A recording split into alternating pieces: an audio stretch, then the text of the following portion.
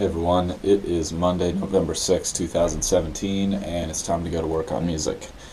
Finally getting a little colder in California. It never really gets that cold here in the Bay Area, but definitely cools off this time of year. Yeah, it's been a great day. I'm in a really good place and excited for a productive session as usual. So I'm going to hit some online classes, update you guys with what I'm doing there, going to hit a quick guitar practice, and then just dive into the production front, make sure I get a good listen back to all the takes I did a few days ago on the vocal front and on the guitar front, make some adjustments, maybe make some preparations for a bigger tracking day tomorrow. And if I feel like it's warranted, I'll keep tracking tomorrow and just knock that stuff out, try to make it perfect. And then if that necessitates more tracking on Thursday, then I'll look at that. But I don't want to overtrack this song. I think that's really easy to do, especially in the digital era. But of course, I don't want to undertrack it and, leave points on the table, as it were, or just, not have it be as good as it could be. So that, of course, necessitates sometimes going beyond the limit of what's good, so that you know where that limit is and say, okay, well, that was the best that track was going to get within reason. So I also don't want the vocals and the guitar to start to get separated from the vibe of the rest of the track, which I think can happen if you overtrack a song because there's so much distance between the time and space you're in when you're doing all the rhythm track parts and then the lead parts. But I don't want to use that as an excuse to be lazy, if that makes sense, and not put in the work to make it awesome. So I'm in a good place with it, but I'm also changing my workflow and experimenting a little bit, and it's fun. It's not easy, but it's fun to experiment with it and try to push myself and just see where the limit really is. So I'm going to do that, and then if I have a little extra time, I've got about 3 hours, 3.5 hours on the docket today, so it's a pretty good session length. I'm probably going to get in and keep working on drum parts for this tune because that's the next step as far as tracking goes once these lead parts are done. So appreciate you guys for tuning in. Catch up with you guys in a few.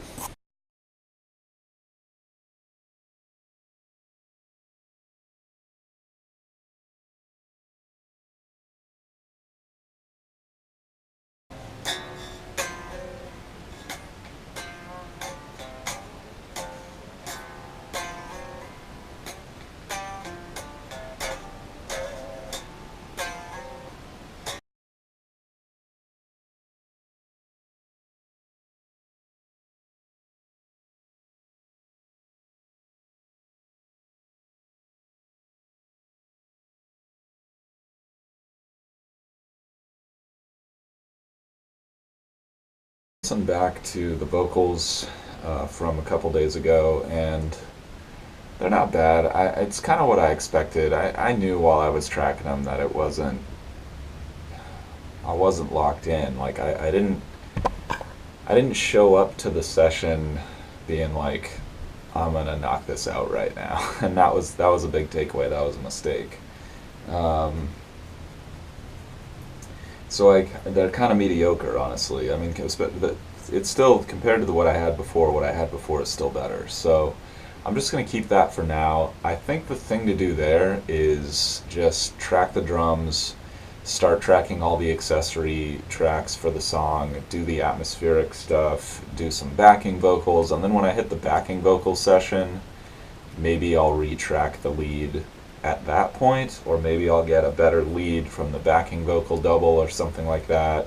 I've got some usable doubles right now, but the way I feel about it now is if I'm going to retrack those first vocals, I'm probably going to end up wanting to retrack all the vocals because it's just going to have a different sound. I'm going to be in a different place emotionally, and it was really nice with this track the way it built through the song of like improving my delivery of the chorus. The first chorus wasn't like perfect, but it was good, and then the second chorus was a little better, and then the third chorus had a lot of emotion, and that's kind of how I want the song to go. So I guess at this point it's more of like an artistic decision than it is like a technical decision or even like a quality decision, if that makes sense. It's more like a subjective like it's more like a executive decision of like, well, we've got these three different options, all of which are good. Like, what option is most in line with what we're doing, or which one's truest to our values, or what, where are we trying to go with this whole situation? So that's good. I'm learning, I'm growing, I'm in new territory, I'm pushing the limits. That was kind of the whole purpose of retracking that stuff anyway, is to just get more information and learn, kind of explore the unknown a bit. The real rough part is I went back to listen to all the solo takes I did, some of which I'm sure were very good, and none of them got recorded.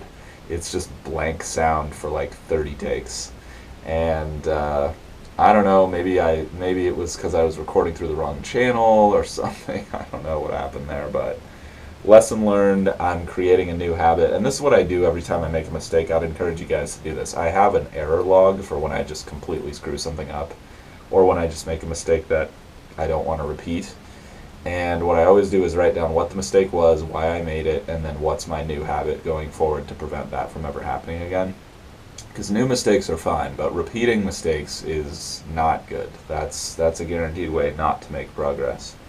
And I just realized, like, every time I track, I gotta check that first take, just to hear the sonics, make sure the volume levels are good, make sure it's actually printing. So I'm relieved because I didn't think I got a final take from that session. So that was very lucky, because if I had felt like I got a final take and it didn't get printed, that would just be ultimately bone crushing. But I'm better at that solo than I've ever been, so I feel confident that I can retrack it tomorrow, or today. I don't think that's the thing I'm going to do today, but that's just kind of a blow, that's a bit of a setback, a bit of a loss, because I could have collected some really useful data from that session, and now it's just kind of an hour and a half of like really good practice, I guess. I guess that's what it was, no big deal. But yeah, I'll be older, wiser tomorrow, and if I do go back and redo the vocals, that'll be great.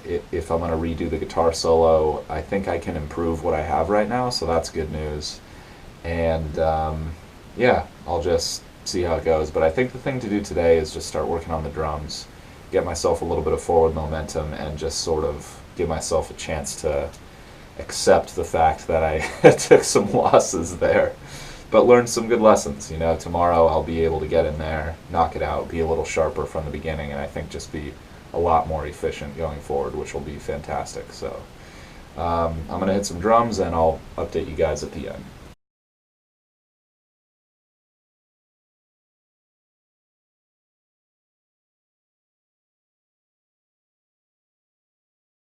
All right, that was really good. Sort of redeemed the session. Not that it really needed redeeming. Like, making those mistakes, hitting those walls is part of the process, and I embrace it.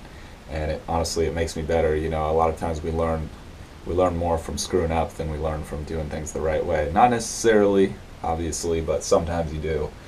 And if you're going to screw up, you might as well make the best of it, right? I can't go back and change the fact that those things didn't get recorded. So I'll just make the best of it, because it's my life, it's my experience, and I want to feel as good as I can. So, and I want to stay positive with the whole experience, right? So got in to the drum set that I was using and just kind of re-auditioning the sounds with the track, and realized that I thought I had everything pitched the way that I wanted it to, but it actually wasn't, or at least it didn't save it the way that it was pitched before. And I reset all the pitches, and then I thought, wait a minute, this isn't where I want to go. So I just spent some time repitching each individual drum and cymbal, which is nice. You can do that within the construct, which is pretty cool. Obviously you could do it after the fact also if you wanted to, but get in there with as close as I possibly can to how I want it to sound, and then track it that way so I can do the minimal editing on the back end.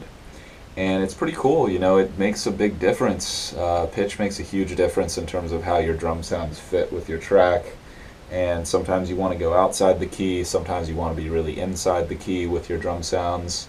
And I think you'll find that there's a wide variety of perspectives on that. But for this song, I just wanted them to sound good, so I wasn't worrying about the key center too much. I just wanted it to fit sonically with what's in the track right now, and I think I got something that I'm for the most part, very happy with. So that's great. That's a very solid improvement for the day. And I'll come in tomorrow and retrack that solo. I'll think about the vocals, and then I'll start tracking the drum parts, which is exciting. So appreciate you guys for tuning in. Hope you guys are out there grinding towards your goals, enjoying the process. As always, let me know if you have any thoughts or questions, and I'll see you guys tomorrow for more. Till then.